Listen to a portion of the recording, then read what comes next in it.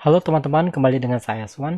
Jadi ini adalah part 2 ya dari video sebelumnya, lanjutan video sebelumnya yang membahas bagaimana kapan dan bagaimana gitu ya cara penggunaan garis putus-putus dalam visualisasi.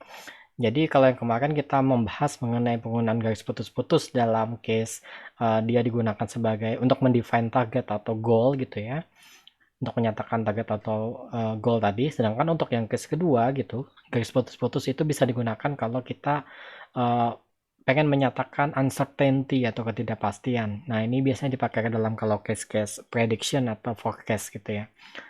Jadi contohnya seperti ini pada data yang ada di website ini mengenai sales over time, yaitu penjualan dari tahun 2010 hingga 2022. Jadi data aktualnya itu dari tahun 2010 hingga 2017, sedangkan data 2018 hingga 2022 itu adalah data forecast seperti itu. Nah, jadi kalau grafik awalnya seperti ini masih belum jelas ya mana data yang forecast, mana data yang aktual gitu ya. Dan ada pun solusi yang bisa digunakan untuk mempertegas gitu ya perbedaan keduanya tadi adalah kita ambil yang ini ya resultnya. Yang pertama menggunakan garis putus-putus untuk data yang forecast, sedangkan data yang aktual itu menggunakan garis yang solid. Dan kalau kita lihat juga lebih tebal. Dan kalau data markernya itu ya ada poin dan marker ini teksnya itu hanya untuk yang forecast dan ukuran untuk yang poinnya gitu ya untuk yang data forecast itu juga lebih kecil. Nah kan kalau data aktualnya di sini hanya dilabelin untuk yang data terakhir ya 2017. Dia menggunakan teks juga sama ukuran teksnya, tapi dia menggunakan poinnya itu lebih besar ya dibandingkan yang ini.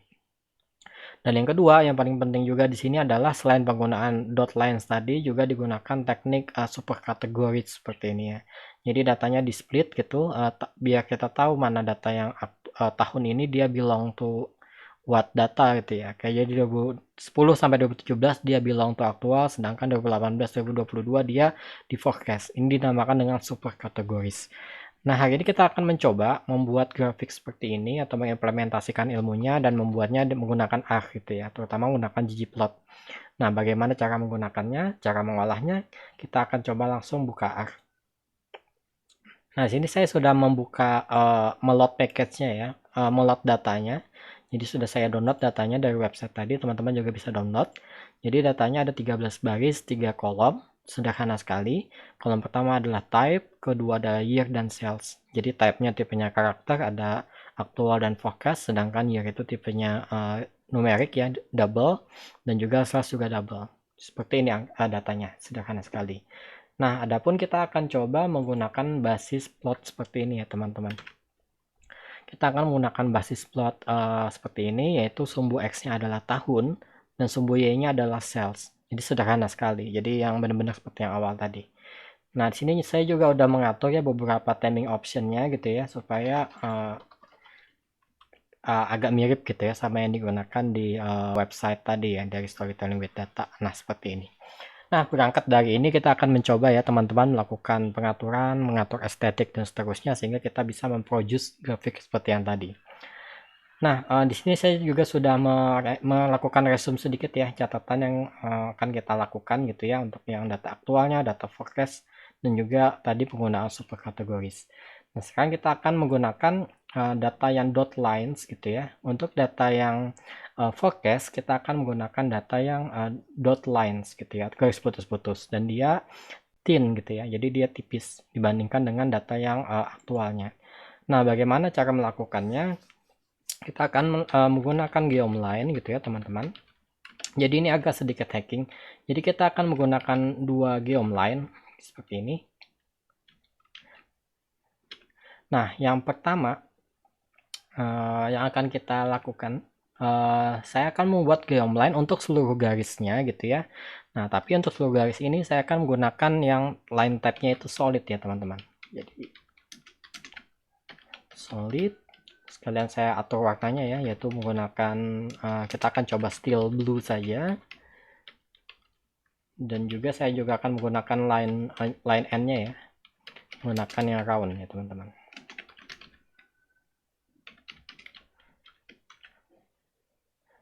Nah, jadi saya akan menggunakan basis seperti ini. Maaf, ini line tab-nya harusnya dot ya, saya akan pakai dash aja ya. atau kita coba yang long dash. Jadi ada berbagai cara gitu ya. Kita akan menggunakan seperti ini, jadi seluruhnya akan kita buat garis putus-putus gitu ya teman-teman. Nah, sedangkan kita akan menambahkan lagi atau mengoverlay garis putus-putus lainnya gitu ya, tapi yang ini khusus untuk data yang aktual. Jadi kita akan melakukan filter di sini, filter di mana si type-nya adalah aktual gitu ya, seperti ini. Jadi sedangkan yang lainnya kita akan coba copy saja. Nah, seperti ini akan kita copy, tapi kita ubah ya. Jadi si line type-nya kalau ini, karena dia adalah data yang aktual, kita pakai tipe yang solid. Dan juga kita akan menggunakan size-nya lebih besar, yaitu 1. Jadi kalau by default kan line size-nya itu adalah 0,5 ya teman-teman.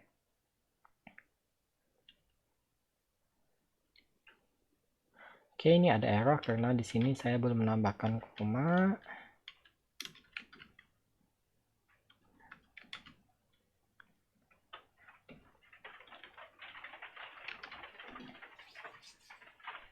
Nah, jadi seperti ini teman-teman. Jadi kita semacam melakukan trik gitu ya. Jadi sebenarnya kita membuat dua garis line kayak gitu. Tapi yang pertama untuk yang untuk semuanya, kemudian kita timpa dengan data yang khusus untuk yang aktual. Nah, selanjutnya kita akan coba menambahkan teman-teman, yaitu menambahkan dot lines atau marker atau poin ya gitu ya. Atau poin dulu aja sebelum marker. Jadi untuk yang poin kita akan tambahkan dulu untuk yang data forecast ya. Karena untuk yang poin hanya untuk yang forecast, kita akan menggunakan basis yang sama seperti ini.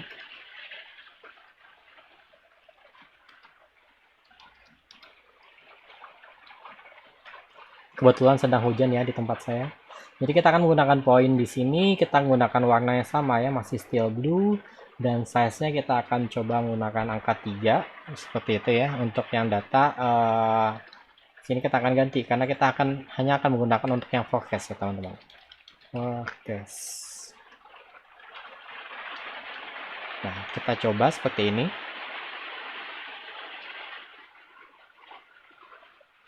Nah, sekarang kita udah berhasil menambahkan poin untuk data yang forecast gitu ya. Sekarang kita juga akan coba menambahkan poin untuk data yang aktual, tapi ini ya, tapi khusus untuk data aktual yang dia di tahun 2017 gitu ya. Jadi yang nilainya maksimal gitu ya. Jadi kita pakai seperti ini, kita filter dulu yang aktual dan kita lakukan lagi filter di mana year-nya adalah max gitu ya.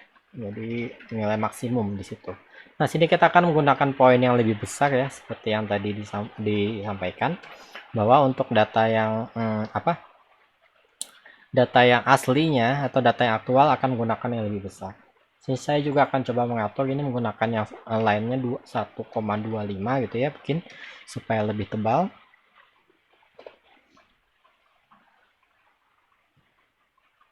Nah, seperti ini teman-teman. Sekarang kita udah menambahkan poin untuk juga yang aktual, ukuran lebih besar, tapi khusus untuk data yang terakhir pada 2017.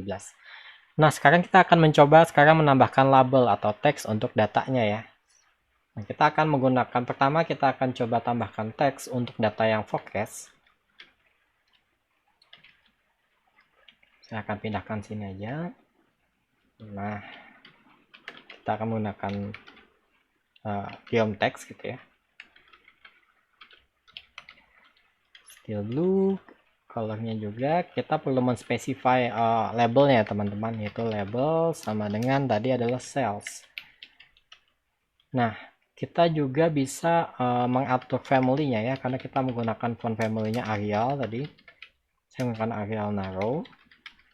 Dan juga saya ingin dia agak notch ya, jadi geser ke atas sedikit, notch gitu, sekitar 8 poin gitu.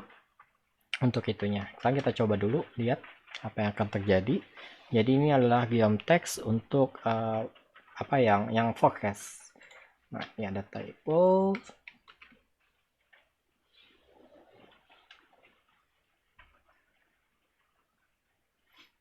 Nah, seperti ini kita udah menambahkan teksnya juga, size-nya mungkin kita by default aja ya.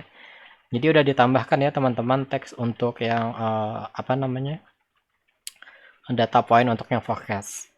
Nah, sekarang kalau kita lihat yang contoh di awal tadi teman-teman, di sini kan dilihat bahwa dia menggunakan labeling seperti ini ya, menggunakan labeling dolar, dan untuk yang terakhir itu menggunakan billion kayak gitu. Nah, bagaimana cara kita bisa mengachieve itu gitu ya? Cara yang kita akan menambahkan label aja teman-teman, menambahkan labelnya di bagian sini. Saya akan menambahkan satu kolom yang khusus untuk label gitu ya. Jadi label yang di sini yang akan saya tambahkan, saya akan menambahkan label gitu ya. Nah, untuk menambahkan tanda dolar tadi kita sebenarnya bisa pakai function paste kayak gitu ya teman-teman. Tapi di sini saya akan mencoba menggunakan satu function dari scales, yaitu namanya dolar. Nah, jadi kalau label dolar seperti ini kita akan coba pakai sales nilainya. Yang terjadi dia akan menambahkan simbol dolar gitu ya teman-teman, seperti itu. Nah, sini saya ingin gitu ya, yang ada kalimat billionnya adalah data yang paling akhir gitu. Nah, bagaimana caranya? Yaitu kita bisa menggunakan if else saja gitu ya. Kondisi di mana year-nya adalah maksimal. Kalau kondisinya year sama dengan maksimal, dia akan ditulis seperti ini. Tetap dolar, sales, tapi kita tambahkan suffix gitu ya. Suffixnya tadi adalah billions ya, billion. Kemudian kalau misalnya dia atau else gitu, kita tidak perlu menambahkan billions-nya gitu ya. Jadi kita delete seperti ini. Kita coba cek. Nah, jadi seperti ini ya, nanti ada billion-nya adalah di ujung. Ya, jangan lupa ini ada spasinya. Sehingga nanti bagian sini gitu yang ada billion-nya. Kita coba jalankan. Harusnya sekarang sudah ada penambahan dolar di depannya gitu ya. Oh ya, sini saya belum ganti, sini gantinya label gitu ya teman-teman. Dan untuk yang data terakhir itu seharusnya adalah 166 billion kayak gitu ya. Nah, seperti ini. Sekarang kita juga perlu menambahkan gitu ya teman-teman untuk nilai akhir dari yang aktual gitu. Kita akan menggunakan basis yang sama, kita akan menggunakan ini. Kita copy saja. Seperti ini, dan kita akan menggunakan peraturannya sama ya, seperti ini. Kita bisa menggunakan notch yang lebih besar karena poinnya juga lebih besar, mungkin kita pakai 10 untuk yang di sini gitu ya. Jadi sekarang dia akan menambahkan nilai untuk yang di sini ya teman-teman.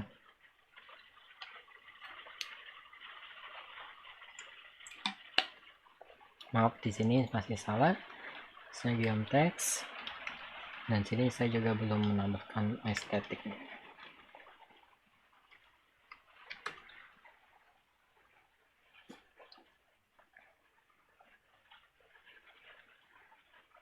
Nah, sekarang kita udah berhasil menambahkan label untuk yang data aktual untuk kita. Jadi prinsipnya kita udah berhasil ya teman-teman menjalankan dua tadi rule-nya. Kalau data yang forecast dia lebih tipis, garis terputus, dan juga ada data markernya itu lebih kecil daripada data aktual. Nah, perihal untuk direct labelingnya ini sebenarnya opsional ya. Apakah mau di semua titik ditambahin atau misalnya untuk titik yang akhir di sini dan di sini saja, itu juga bisa nanti teman-teman sesuaikan dengan case teman-teman. Nah, sekarang case yang kedua adalah penambahan super kategoris gitu. Nah, jadi kita akan mencoba menambahkan super kategori sehingga nanti ada penjelasan dari bahwa 2010 sampai 2017 adalah data aktual, sedangkan data yang sisanya adalah data forecast. Nah, bagaimana cara untuk melakukan itu? Nah, untuk menambahkan super kategoris tadi, kita bisa menambahkan namanya itu adalah nested axis gitu ya. Nah, itu bisa dilakukan dengan menggunakan package namanya GG H4X ya. Saya nggak tahu penyebutannya seperti apa gitu ya. Jadi ini adalah package untuk melakukan hacking gitu ya teman-teman untuk data di sini. Nah, untuk menggunakan package ini melakukan aksis yang tadi nested gitu ya. Teman-teman bisa menggunakan satu function namanya adalah with gitu ya. Nah, kita akan coba dulu di sini, kita coba tambahkan satu kolom gitu ya. Misalnya x-axis adalah with. Nah, yang akan di with ada with factor ya, maaf. Nah, kita akan merangkaikan gitu ya dari year itu ke type gitu. Jadi kita menested atau menyatakan bahwa dia itu bagian. Jadi 2010 itu adalah bagian dari aktual, 2011 bagian dari aktual, dan seterusnya. Seperti itu ya teman-teman. Nah, setelah itu kita perlu, saya tulis di sini aja axis ya. Nah, di sini saya perlu mengganti di sini ya menjadi x-axis ya teman-teman, x. Karena kita tidak akan menggunakan si itu lagi, tidak akan menggunakan angka year lagi, tapi kita menggunakan yang year udah di nested gitu ya. Nah, kita akan coba sederhana dulu pakai data yang geomline yang ini ya.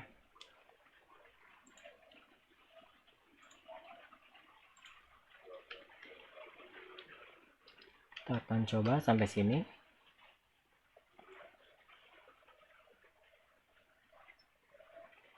Maaf.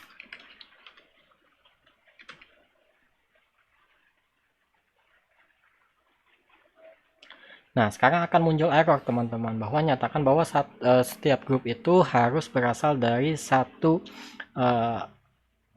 kesatuan kayak gitu harusnya ya. Jadi untuk mensolving itu kita bisa menambahkan satu argumen di sini, yaitu grup sama dengan 1 seperti ini. Nah, sehingga nanti garisnya menyatu lagi. Nah, ini terjadi kalau misalnya kita menggunakan scale-nya yang discrete ya. Kalau misalnya kita menggunakan scale-nya yang tipenya numerik, kita nggak perlu menambahkan yang grupnya sama dengan 1. Nah, ini sudah berhasil teman-teman. Tapi yang menjadi problem, bukan problem sih, kita masih belum mensolving ini ya. Jadi tulisannya masih seperti ini. Nah, untuk melakukan menambahkan nestingnya gitu ya, teman-teman itu menambahkan satu argumen di sini ya, pada bagian scale x. Sekarang kan x-nya udah tipenya discrete ya teman-teman, bukan continue lagi. Jadi discrete. Nah, di sini kita perlu mengatur guide-nya, yaitu adalah axis nested seperti ini. Nah, kalau kita coba jalankan,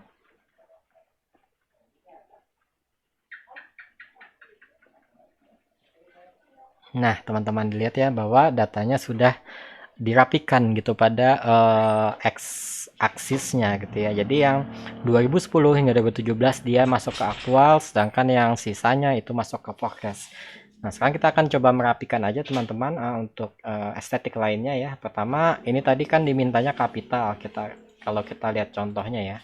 Di sininya adalah capital dan di sininya adalah sales billion, sales overtime. Kita akan coba achieve itu. Sini akan saya ubah si type-nya menjadi to upper gitu ya. Jadi dia akan dirubah jadi capital penulisannya. Kemudian saya juga akan menambahkan gitu ya di sini labs gitu ya. Jadi di sini null aja untuk yang x-axisnya, jadi nggak ada title. Sedangkan di bagian y-nya, y-axisnya itu titlenya adalah sales billion capital ya, sales billion seperti ini, dan titlenya adalah sales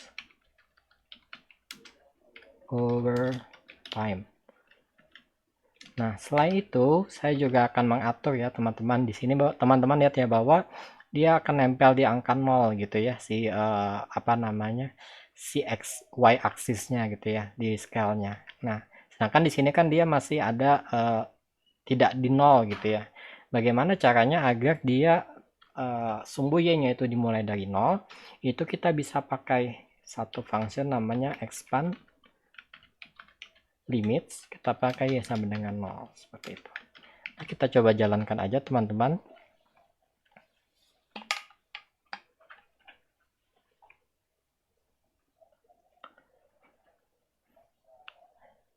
Nah, oke, seperti ini ya. Jadi sudah aktualnya ada teksnya jadi menjadi capital, dan juga judulnya sudah kita ubah juga. Nah, di sini saya juga ingin mengatur teman-teman bagian y-axisnya ya. Jadi kalau kita lihat y-axis di sini kan dia pakai prefixnya kan dolar ya, sama seperti yang ada di label. Nah, bagaimana cara kita mengachieve itu gitu ya, teman-teman. Nah, caranya dan selain itu juga saya juga akan menempelkan ya 0 ini benar-benar sampai bawah gitu. Gimana caranya? Sekarang kita untuk mencapai itu kita bisa pakai scale Y, karena dia tipenya continue kita pakai continuous. Kemudian di sini kita pakai aturnya labels. Kita pakai dollar format. Ini juga dari package scales gitu ya, teman-teman. Sekalian itu juga saya akan atur si expand-nya. Jadi expand-nya expansion ya. Jadi kalau sini expansion. Nah, jadi pakai move aja, multiplication. Jadi kalau untuk yang bawahnya saya tidak ingin ada expansion, jadi saya tulisnya 0. Sedangkan kalau yang atasnya saya pengen menambahkan expansionnya sekitar 10%, jadi 0,1 ya mungkin. Untuk yang bagian atasnya kayak gitu. Seperti ini, kita coba jalankan lagi.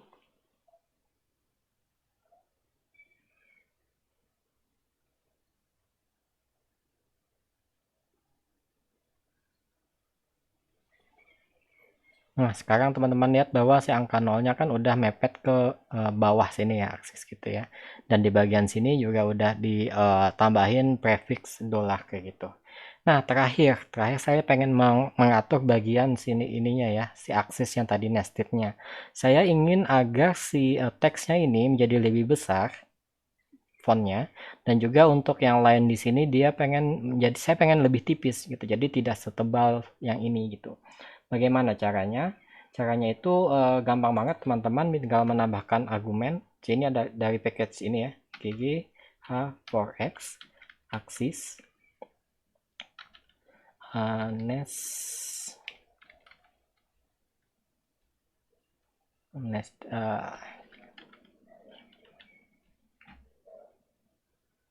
nested text ya, kalau nggak salah seperti ini, aksis nested x di bagian sumbu x-nya gitu ya. Saya pengen dia menjadi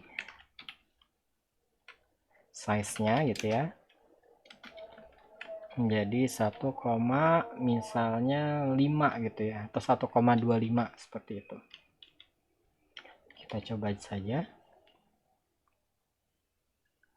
Jadi harapannya dia menjadi lebih besar, jadi 1,25% lebih besar daripada base size-nya. Base size-nya kan tadi ada 13 gitu ya. Oh, axis netted text. Jadi ini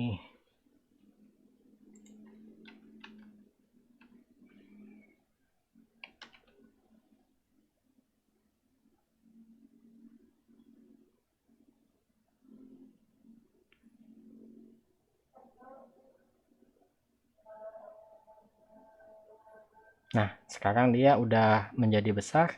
Mungkin saya juga pengen buat dia menjadi capital ya, teman-teman juga bisa seperti itu.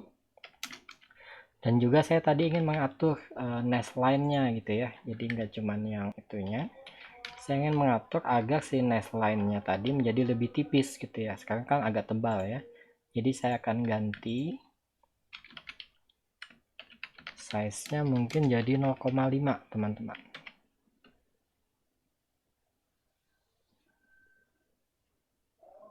Jadi nest text untuk teksnya, sedangkan kalau nest line untuk si line-nya sendiri. Sini saya akan simpan dia sebagai, oh ini elemen line ya. Saya akan simpan sebagai rest plot.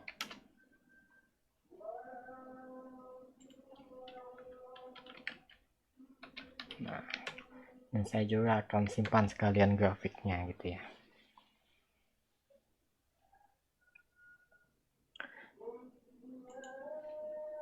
Jadi lumayan bermanfaat gitu ya teman-teman kalau menggunakan super kategoris ini, kan jadi lebih jelas gitu ya. Jadi ada dua indikator mana data yang forecastnya melalui dot lines dan juga melalui super kategorisnya seperti itu. Nah, kita coba lihat grafiknya udah di generate. Ini namanya 20 ya.